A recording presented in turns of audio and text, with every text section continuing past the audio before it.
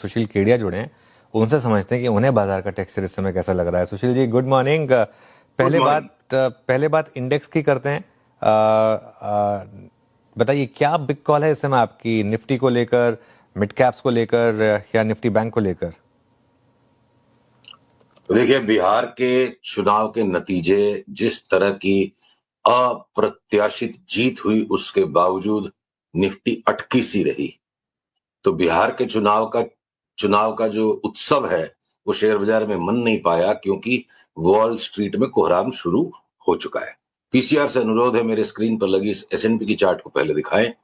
अगर चार्ट आ गई है स्क्रीन पे तो आप देख पा रहे होंगे कि नीचे वाली जो ब्लू लाइन अब टूट चुकी है, और जो हमने आपसे 15 दिन पहले 20 दिन पहले एक फोरकास्ट शेयर की थी कि एक बार 6370 6380 तक S&P 500 जा सकता है, तो यहां से अभी भी 5% है। पर अब मैं सीधी छलांग मारता हूं हमारी देशी निफ्टी इंडेक्स पे। फ्यूचर्स में कैश दिखा रहा हूं आपको, आप ये देखो कैश की चार्ट पे। 1 मिनट के लिए आप आ जाओ, इस कैश की चार्ट पे सीधे आवरली चार्ट पे हम चलते हैं। भले ही वॉल स्ट्रीट पर अभी भी 5% घटना बाकी है, और इसलिए शायद आज इस तरह से क्रैक हो गई हमारी इंडेक्स। एक्सपायरी भी है। हमने कल रात को एक बड़ी डिटेल्ड एनालिसिस का वीडियो अपने क्लाइंट्स के साथ साझा किया, जिसमें मेरा यह अनुमान है 25,725 के नीचे जाए बिना 25,700 7,700 इतना हो सकता है, जिसमें 200 पॉइंट बचे हैं। चना कुरमुरा है 200 पॉइंट हमारी इंडेक्स के लिए, 1% से भी कम है अभी के भाव से। 200 पॉइंट से ज्यादा नीचे निफ्टी न घटे, चाहे वॉल स्ट्रीट को जो करना है कर ले। हमारी अगली छलांग 26,800 की तरफ है। ये चार्ट पे मैंने 26,800 का अगला पड़ाव प्लॉट किया है, और उसके बाद एक थोड़ा करेक्शन और उसके बाद आप जो वीरे दी वेडिंग का मजाक उड़ाते हो ना, वो खूंखार तेजी ऐसी बनेगी दिसंबर के एंड में कि लोग पछताते जाएंगे। और उसका गणित मैंने निकाला है। देखो, हमारी एक प्रोप्राइटरी इंडेक्स है, फ्लाइट टू एडवेंचर इंडेक्स। मैं आशा कर रहा हूं मेरी स्क्रीन अभी भी शेयर्ड है, पीसीआर रहने दे स्क्रीन को थोड़ी देर। तो फ्लाइट टू एडवेंचर इंडेक्स क्या है? मैंने बहुत साल मेहनत करी कि कोई ऐसे मार्केट ब्रेड्थ को फोरकास्ट करने वाला इंडिकेटर निकाला जाए। जितने भी मार्केट ब्रेड्थ के इंडिकेटर है वो रिएक्टिव है। आज एडवांस डिक्लाइन इतना था, लास्ट वीक में इतना था। इतिहास की बात है, फॉरवर्ड लुकिंग बात नहीं है। फॉरवर्ड लुकिंग बात सिर्फ एक ही चीज से हो सकती है, भाव का सबसे बेस्ट प्रेडिक्टर भाव है, बाकी सारे इंडिकेटर्स लैगिंग है।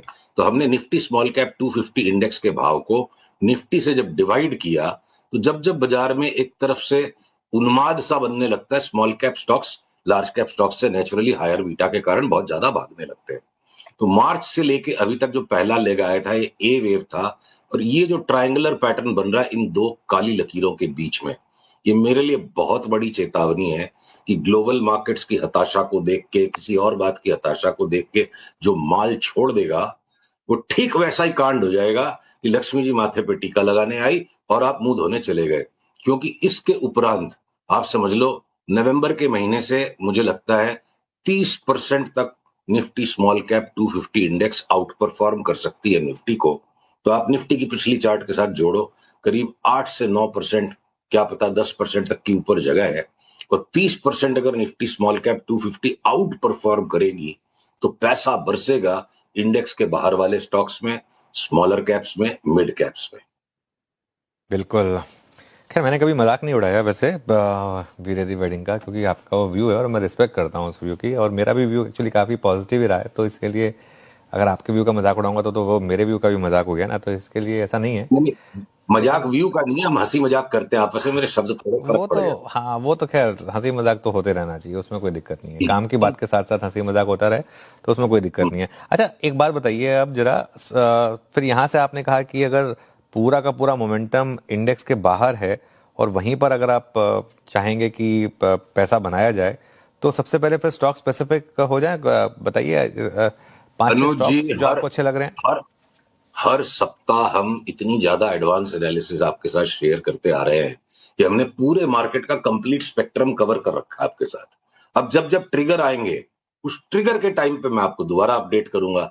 मान लीजिए कि जो आपके डेटा सेंटर स्टॉक्स की हमने इतनी विविड एनालिसिस आपके साथ शेयर की थी, और वो अभी भी उसमें एक दो बाहर निकल रहे हैं। शुगर के स्टॉक्स की कर रखी है, अल्कोहल के स्टॉक्स की कर रखी है, टेक्सटाइल के स्टॉक्स जो बिल्कुल तैयार हैं यहां से 70-80% तक भागने। 40% तो मैं मिड कैप इंडेक्स की, स्मॉल कैप 250 इंडेक्स की औसतन मूवमेंट की बात कर रहा हूं।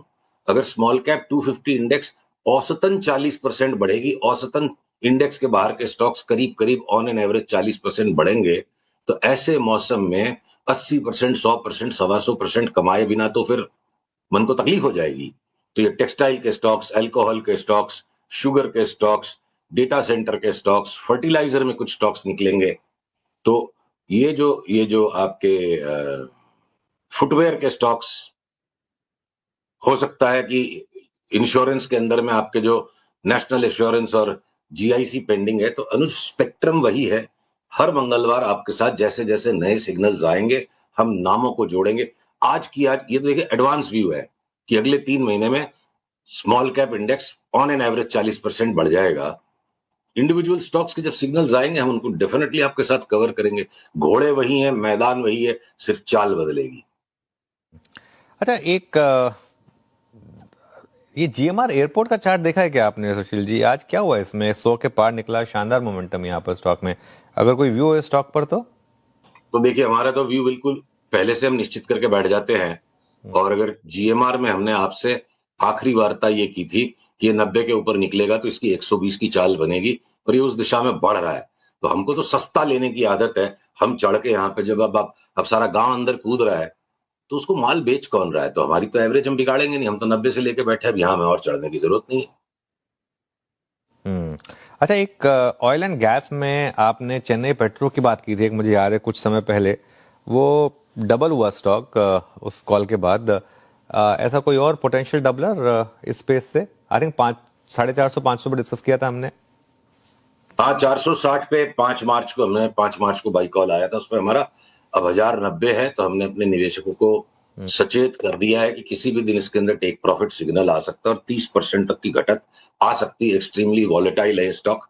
उसी के साथ साथ हमने आपके साथ मैंगलोर रिफाइनरीज की भी बात की थी। 120 पे 180 हो गया। एक बार क्या पता दोबारा 120-30 में मिल भी जाए। हम बहुत बड़ी तेजी में इन दोनों स्टॉक्स में आने वाले 7-8 महीने में, पर एक बार मुनाफा वसूली करके 200-250 रुपया घट जाए, अगर चेन्नई पेट्रो तो आए हुए मुनाफे को वापस नहीं दे सकते। अनुज, इसी के साथ साथ ऑयल एंड गैस की अगर बात हुई है, तो बीपीसीएल, एचपीसीएल अब हमारे यहाँ आज शॉर्ट सेल के सिग्नल आ चुके हैं। इंडेक्स की तेजी, स्मॉल कैप की तेजी, पर इसका मतलब ये नहीं कि स्टॉक्स और सेक्टर्स का रोटेशन नहीं होगा। तो तो अगर अडानी टोटल गैस दबा ही हुआ है, तो उसको पकड़ के रखो, कोई खास मूवमेंट नहीं आई है। और एक ऑयल एंड गैस के 20-25 दिन के करेक्शन के बाद क्या पता वो वापस चल जाए। तो सेक्टर्स के rotation and with in sector stocks के रोटेशन, दोनों ही बातें होंगी। अच्छा, एक क्या ये ग्लोबल मार्केट में एक बड़ी करेक्शन का डर लग रहा है क्या? खास तौर से जिस तरीके से यूएस में एआई स्टॉक्स ने अब गिरना शुरू करा है, क्या उसको लेकर एक रिस्क आ रहा है ग्लोबल मार्केट का? क्योंकि अगर ऐसा हुआ तो भले ही हमारी मार्केट कम गिरे, लेकिन एक रिस्क तो रहेगा। रिस्क तो देखिए है, इसीलिए इश्क चल रहा है। रिस्क है इसीलिए इश्क चल रहा है। पर जिस रिस्क को सारे ज्ञानी भांप लेते हैं और उस ज्ञान की फिर कोई खास एज नहीं बचती है, वो रिस्क जनरली स्पेंड आउट हो जाती है। मैं ये नहीं कह रहा कि AI stocks extremely richly valued या मिनियाकल स्टेट पे नहीं है, पर इसका मतलब ये भी नहीं है ना कि 6300 की एक बार S&P 500 हो जाए, 6350 की, और वापस घूम के 7200 हो गई, और आपके यही पेलेंटिर और एनवीडिया नए हाई पे अगर आ सकते हैं, तो वो रिस्क भी है।